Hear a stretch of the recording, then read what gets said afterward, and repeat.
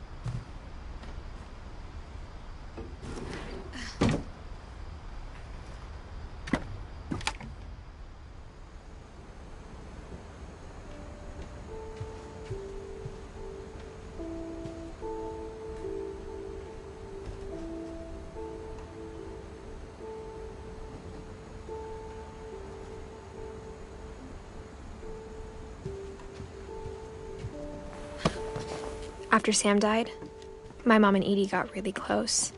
They'd both lost a lot.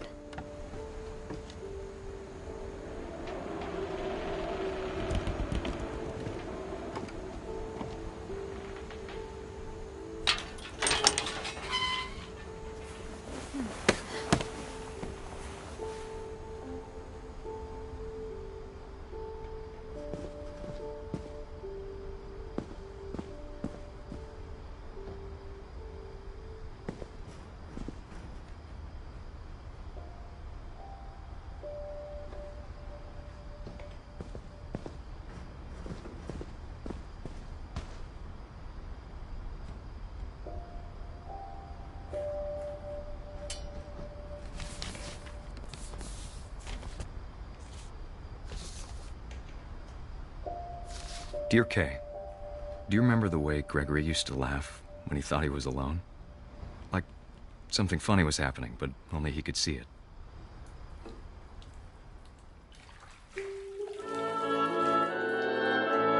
I think he saw things the rest of us don't.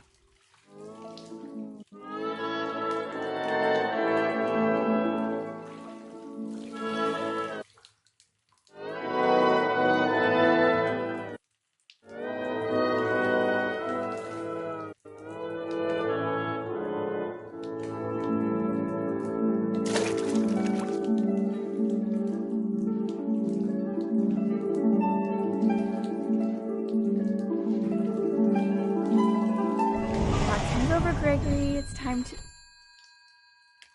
Hold on, sweetie. Hello? Sam, I told you I don't want to talk right now. I wonder what he saw.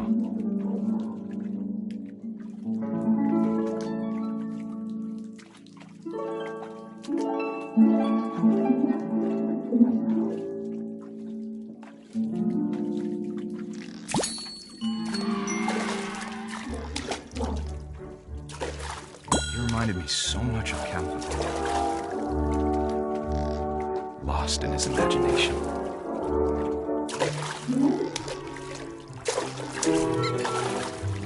Whatever it was, he saw him.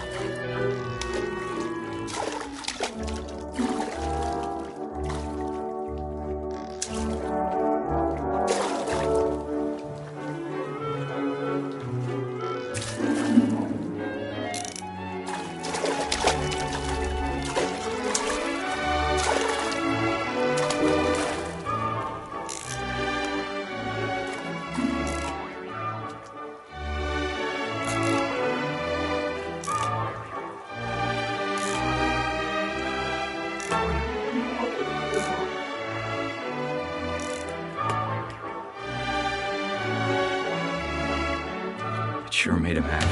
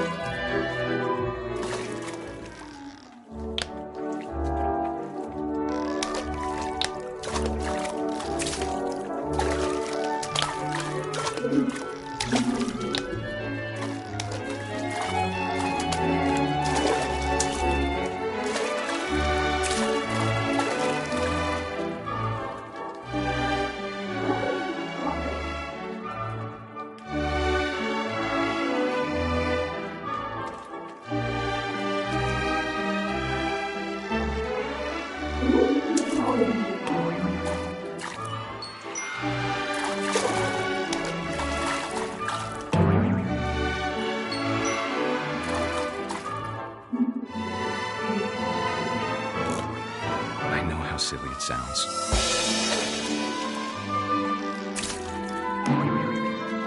That I worried about a baby being too happy. But I could feel him slipping away. Sorry about that, Gregory. I know you did everything you could. Maybe if I hadn't called that night. Damn it. Hold on, I don't want Gregory to hear this. I wish he could have told us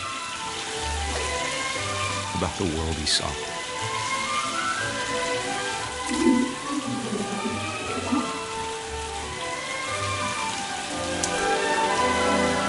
There's so much I don't understand about Gregory,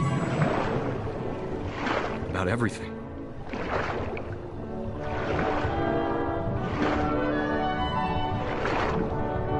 But I know what happened wasn't your fault.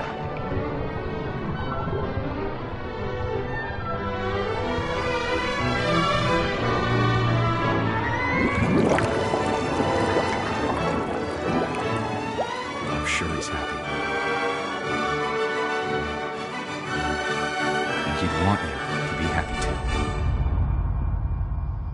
Good luck, Kay. Love, Sam.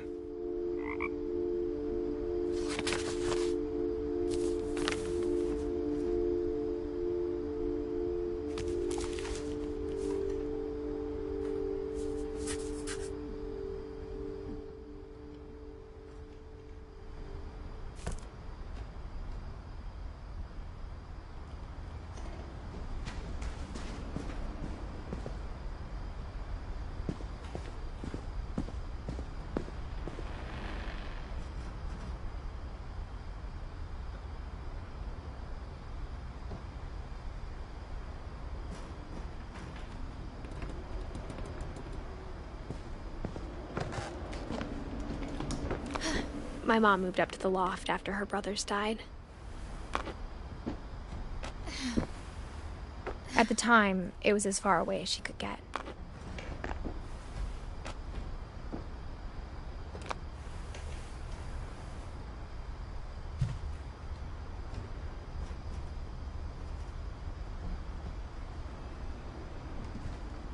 I can't imagine what it was like for her to lose 2 sons after she'd already lost 2 brothers.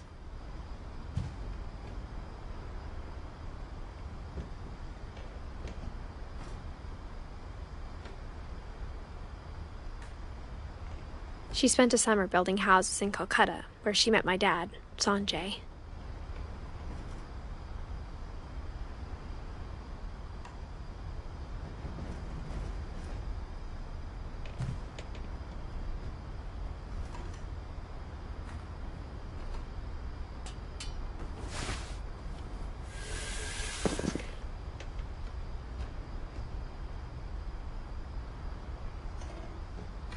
I can't imagine my mom ever writing poetry, and yet...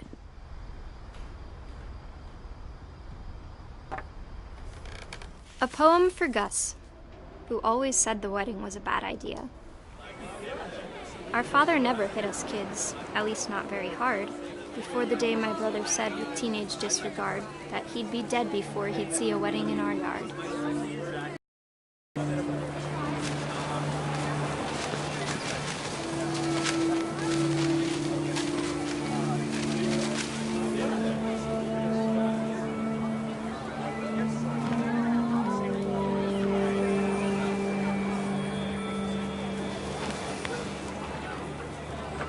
My father made him come, of course, but Gus stood far apart, just flew his kite and bottled up the storm inside his heart.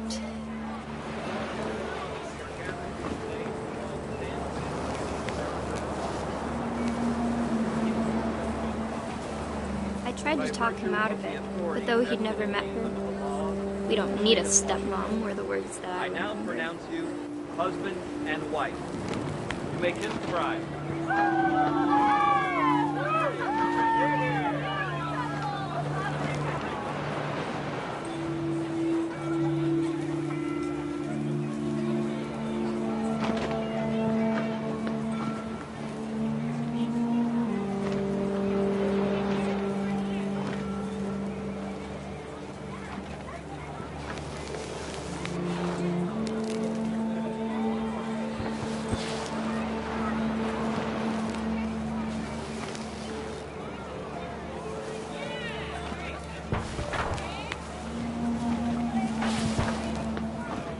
the time for photos came, Dad ordered him to Come here.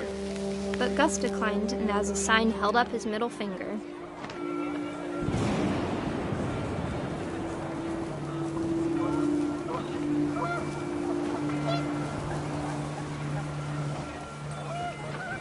The wind picked up, and panicked geese appeared and quickly went. But all the humans did that day was go inside the tent.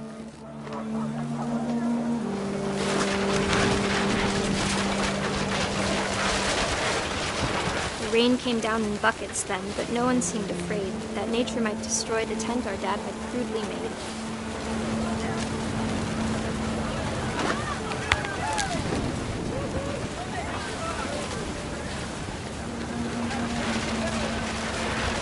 The thunder sounded much too close and full of angry power. But all my father said to this was, "Make the music louder."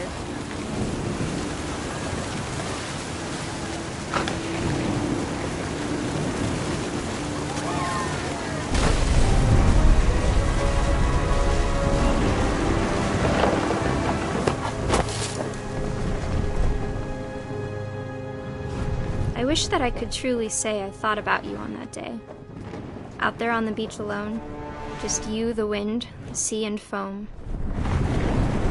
But I didn't, until we found you.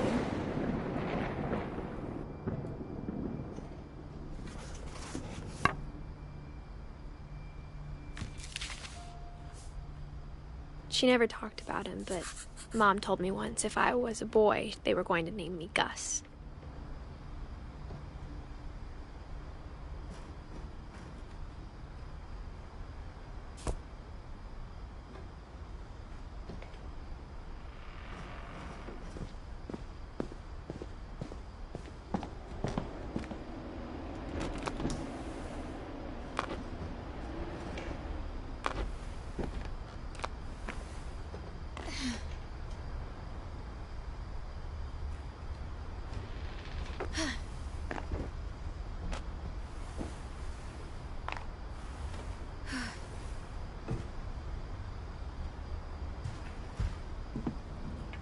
My mom moved to India a week after graduation and got a job teaching English. Louis was born a year later.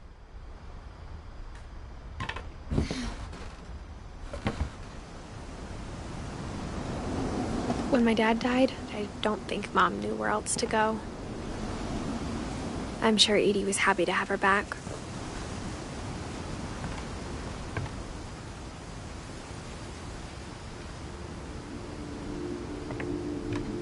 The house had to get a little bigger, but Edie was used to that.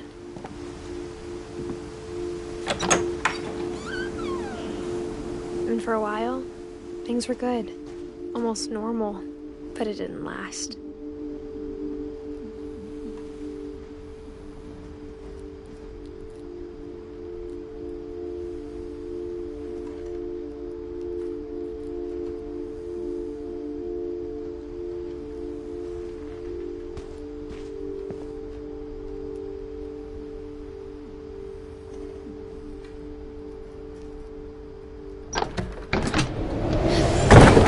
The beginning of the end was Milton's 10th birthday, when Edie gave him a castle.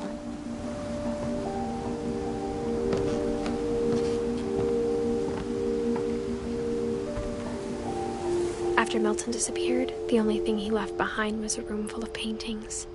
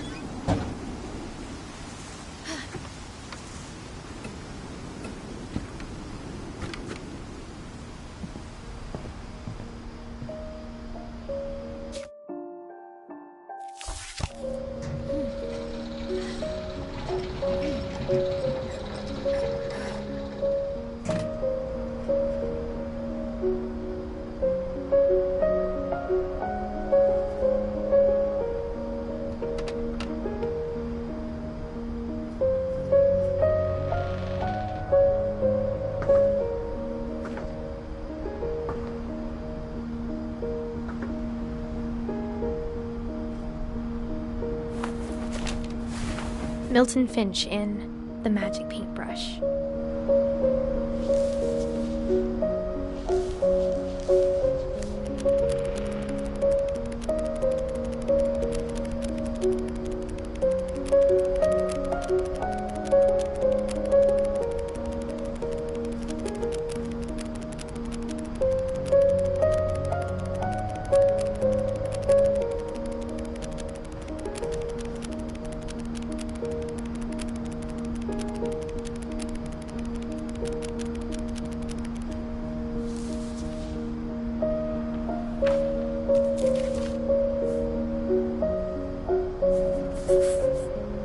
I was 4 when Milton disappeared.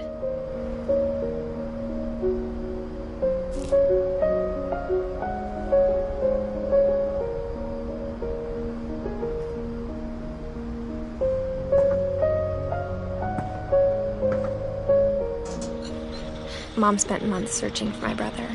Then she sealed the doors.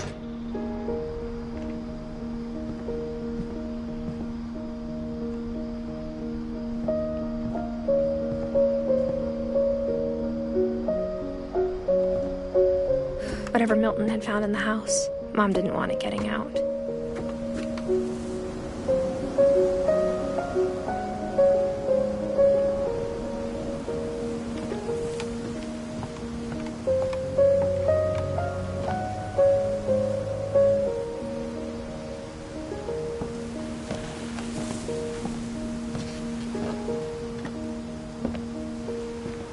Mom definitely blamed Edie, but I think Lewis blamed himself. After he graduated, he just spent more and more time in his room, until Mom got him a job at the cannery.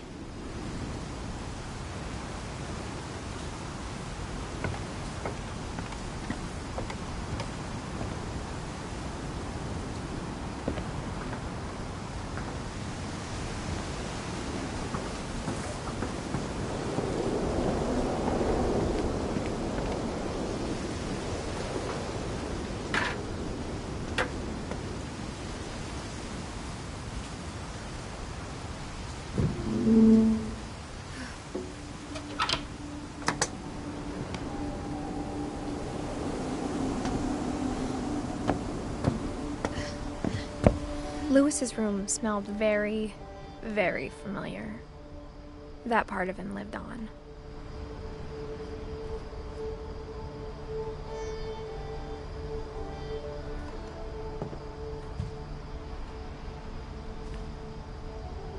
Lewis and I spent a lot of time playing games together, but he was surprisingly bad at them. He died a lot.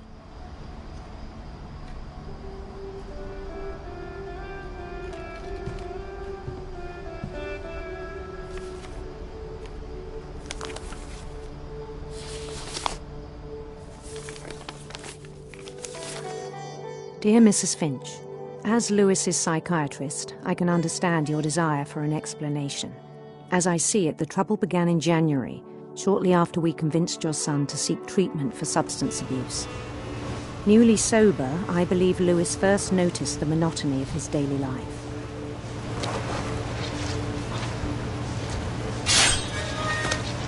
He kept working at the cannery, but he withdrew part of himself. In our sessions, I saw the same behavior. His mind began to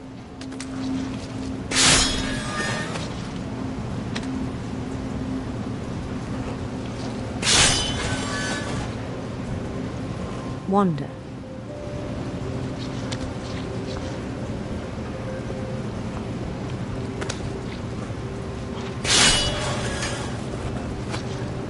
I asked him to describe it. He said he started small, imagining a labyrinth. He'd feel his way about. Then something moved. Bats. And toads.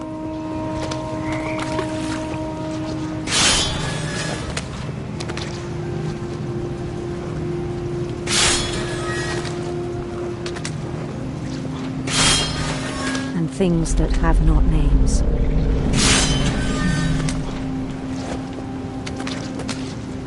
He knew it was all in his head.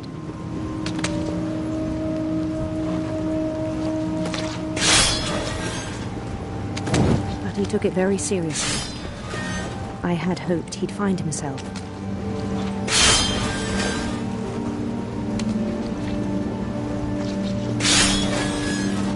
But he found something more.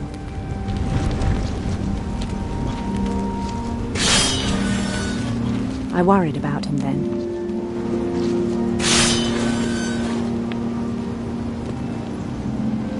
Daydreaming at the cannery, I spoke with his boss. But he said Lewis had become a model employee. Methodical, tireless, focused. Like a whole new Lewis. So I let him go on.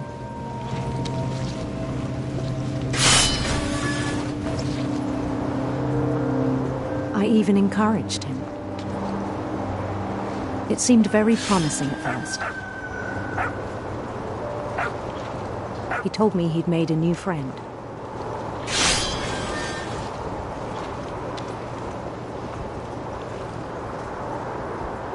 On the edge of a city named Lewis Topia. He built the city up slowly, brick by brick.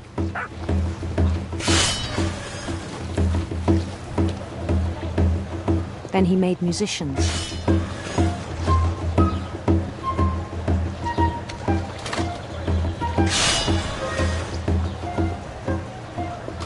And songs for them to play. He talked about starting a band. And he was always humming something. Every day his imagination grew stronger.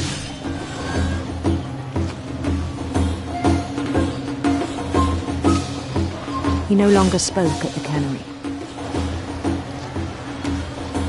But his chopping was as reliable as ever. Then one day it struck him that all the cheering crowds, even the stones under his feet, were all in his imagination. So he could do whatever he wished.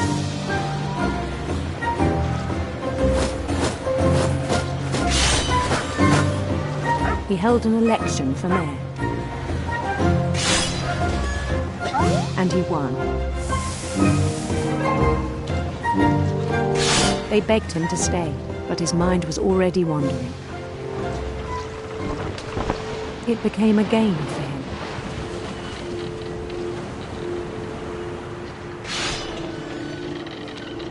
He'd conquer a city, then immediately push on. New Louisville.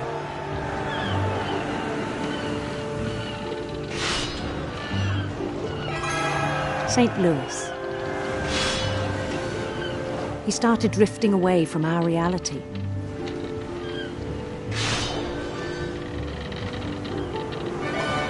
Minneapolis.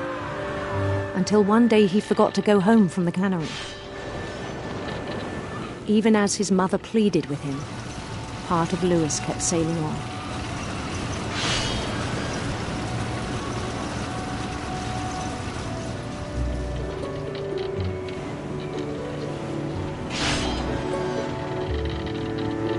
In Lewisburg, he heard rumors of a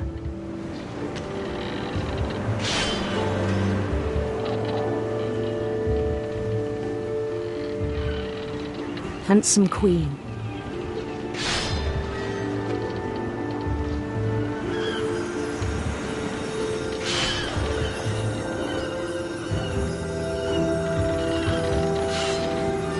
The queen was on her own quest for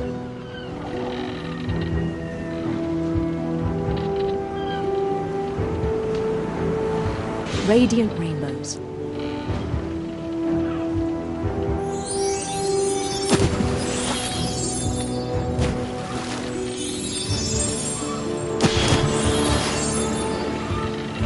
followed the sound of her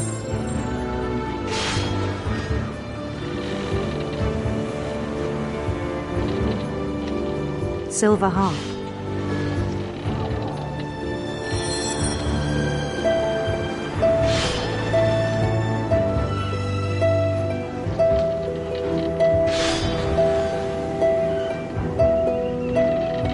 His chase led him to a golden palace east of the sun and west of the moon. Even then, his logic remained sound.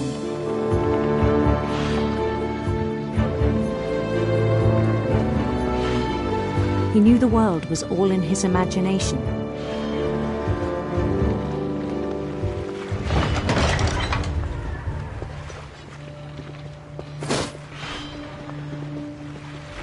But he was so proud of having created it.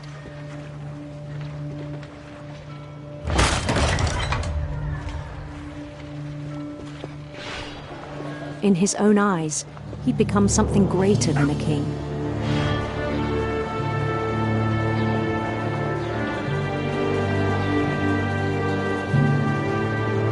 For someone who'd never known success in the real world, I think it was overwhelming.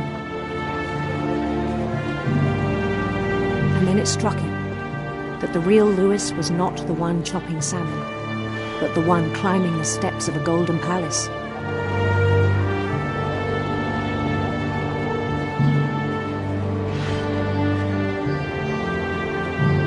My imagination is as real as my body, he told me. It was hard to argue with him.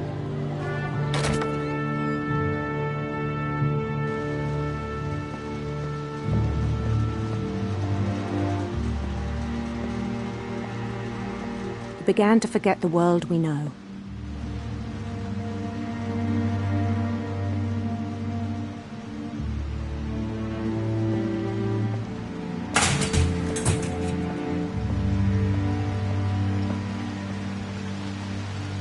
I think it pained him to remember Lewis, the cannery worker.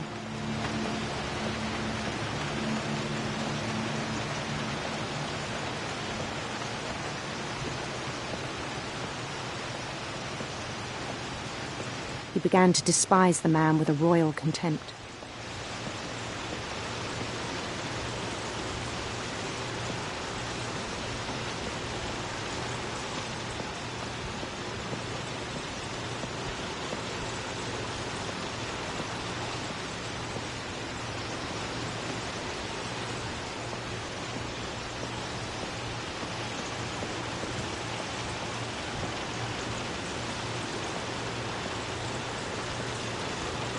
I still thought I could save him.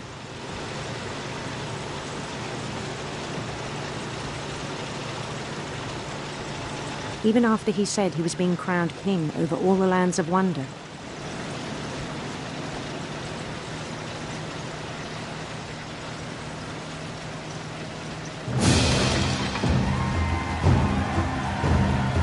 The palace would be packed with his companions.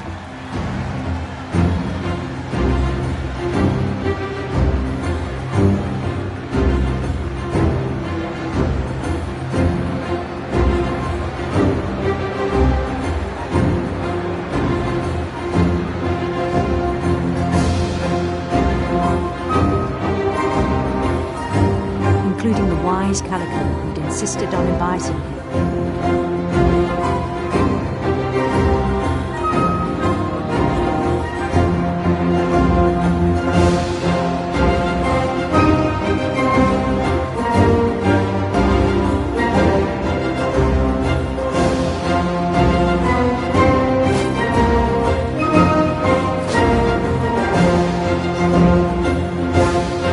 His queen waited, holding his crown.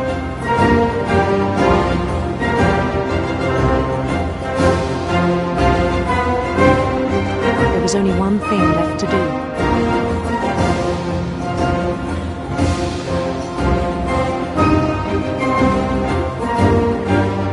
Bend down his head.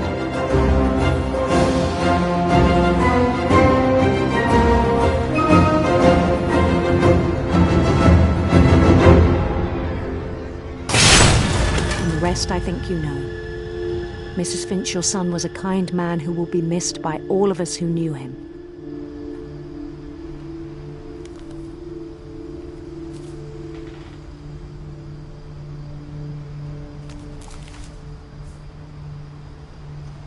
My brother was really cool. I wish you could have met him.